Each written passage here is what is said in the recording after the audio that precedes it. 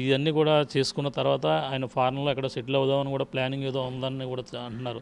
అదేంటి, దానికి సంబంధించిన వివరాలు అందిస్తారు? అంటే వారి పాపని థియలాజికల్ స్టడీస్ కోసం పంపించడానికి అనేటువంటి ఉద్దేశంతో ఆయన అబ్రాడ్ అమెరికా వెళ్దాం ఆలోచన.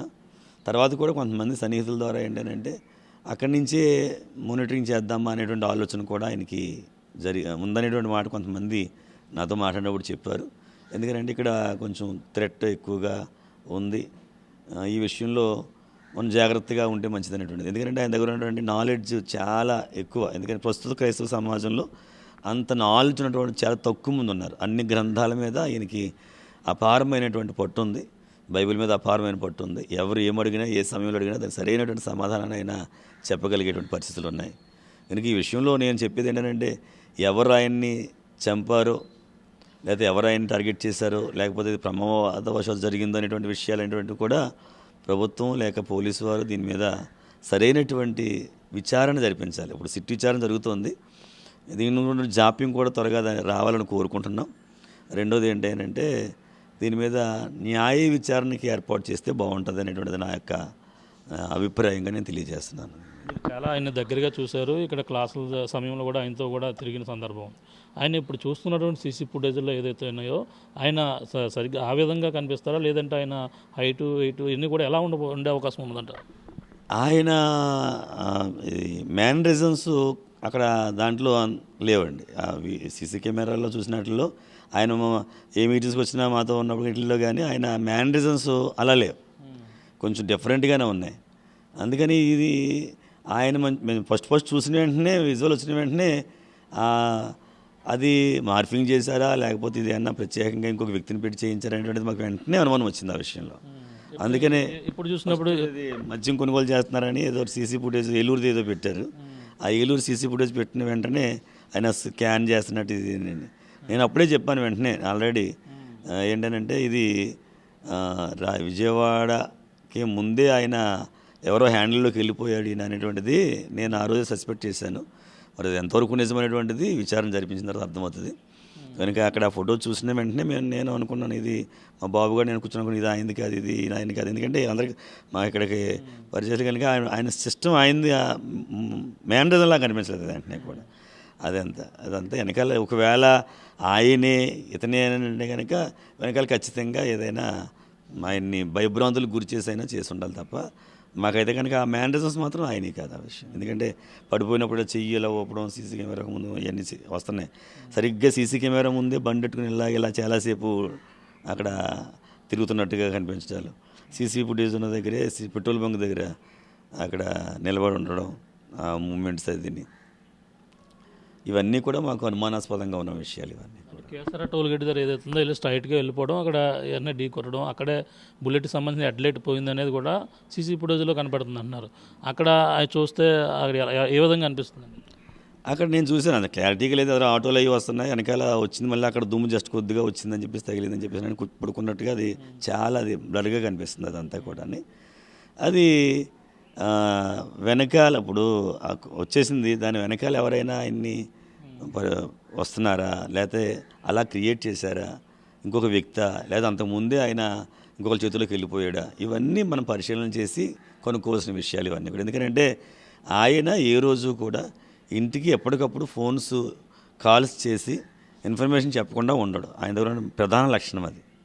వచ్చే వాళ్ళకి చెప్తాడు ఎక్కడికి వస్తున్నారో వాళ్ళకి, ఇంటికి ఎప్పుడు కూడా ఇన్ఫార్మ్ చేస్తూ ఉంటాడు ఆయన, ఇదిగో నేను ఇక్కడ దాకా వచ్చానన్న విషయాలు.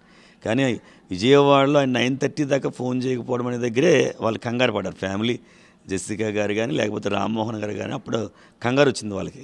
ఎందుకు కంగారు అయినంటే ఒక వెనకాల థ్రెట్ ఉందనే విషయం మీదే వాళ్ళకి అనుమానాలు ఉన్నాయి. కనుక మరి జెస్సికా గారు కూడా అన్నమాట ఏంటంటే నేను దోషులను అందరినీ క్షమిస్తున్నానని చెప్పింది. దోషుల్ని క్షమిస్తున్నానంటే కనుక ఆవిడ మనసులో ఖచ్చితంగా ఇది ప్రమాదం కాదు, ఇది హత్య అనేటువంటి విషయం ఆవిడకి అర్థమైతేనే కదా ఆ మాట అంటుంది ఆవిడ. ఖచ్చితంగా దోషులంటే అర్థం ఏంటి? తప్పు చేసిన అర్థం. దోషులంటే ఎవరో మొత్తం మీద ఆయన్ని ఏదో చేశారని అర్థం. కనుక నేనే క్షమించేస్తానని చెప్పింది, మంచి మాట చెప్పింది. క్రైస్తవ్యంగా చెప్పాల్సినటువంటి క్షమాపణ ఇచ్చేటువంటి విషయంలో నెంబర్ 1గా ఉండేటువంటి మాట ఆవిడ చెప్పారు. కానీ ఆ చెప్పినటువంటి విధానాన్ని బట్టి చూస్తే కనుక వెనకాల ఎవరైనా థ్రెట్ ఉందనేటువంటి మాట, నేను దోషులను క్షమిస్తాను అన్నారంటే కనుక దోషులు ఎవరో ఉన్నారనే ఉద్దేశం అర్థమవుతుంది. కనుక ఆ కోణంలో మీరు దీని మీద సరైన విచారణ చేయాలని కోరుకుంటున్నాను. అంటే విజయవాడలో జరిగినప్పుడు ఏదో అనుకుంటే కంటే హైదరాబాద్లో బయలుదేరినప్పుడే సీసీ ఫుటేజ్ వైన్ షాప్లోకి వెళ్ళినటువంటి అవి కూడా వచ్చాయి. అందులో ఆయన మేనరిజం ఎలా ఉంది అంతే లోపలికి రావడం, మొబైల్ జోబులో పెట్టడం, 2 మొబైల్ తీసి స్కానింగ్ చేయడం, ఇవన్నీ కూడా. నేను అనేది ఏంటంటే నిజంగా ప్రవీణ్ పగడాల గారు మద్యం తాగేటువంటి వ్యక్తి అనేటువంటి విషయం కనుక నిజమైతే కనుకండి, ఆయన ఎవడైనా మామూలుడైనా సరే సీసీ కెమెరాలను అబ్జర్వ్ చేసుకుంటాడు. సహజంగా సీసీ కెమెరాలు ముందుకు వెళ్ళిపోయి దాని ముందే కాసేపు తచ్చాడి వెనక్కి ముందుకు వచ్చి అక్కడ ఏదో సెలెక్ట్ చేసుకున్నట్లుగా ఈ బ్రాండ్ అని, ప్లస్ ఒకే వ్యక్తి అన్ని మద్యం సీసాలు కొనేసుకుని ఓ బ్యాగ్ కట్టుకుని వెళ్ళిపోవడం. ఆ బయట మీరు గమనించారు లేదో, ఒక వ్యక్తి అక్కడ ఫోటో తీసుకుంటున్నాడు. ఈ ఫోటో ఎందుకు తీయవలసి వస్తుంది ఆ ఫోటో? అలాగే పెట్రోల్ బంక్ దగ్గర కూడా ఒక అతను వైట్ షర్ట్ వేసుకున్న ఒక అతను ఇతన్ని విష్ చేస్తున్నాడు.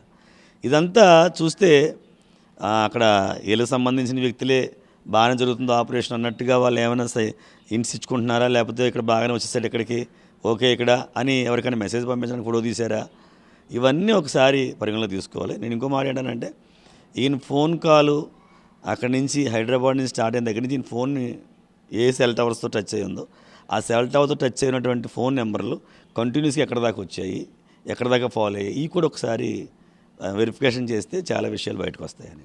అంటే వచ్చేటప్పుడే ఒక పాస్టర్ గారితో 42 నిమిషాలు ఎంతో మాట్లాడారని కూడా అందులో పోలీసుల విచారణ కూడా తెలియదు. అయినా ఎవరు పాస్టర్ ఏమో తెలిసిందండి అది? నాకు ఆ విషయం తెలియదండి, ఆ పాస్టర్ గారితో ఎవరితో మాట్లాడడం తెలియదు.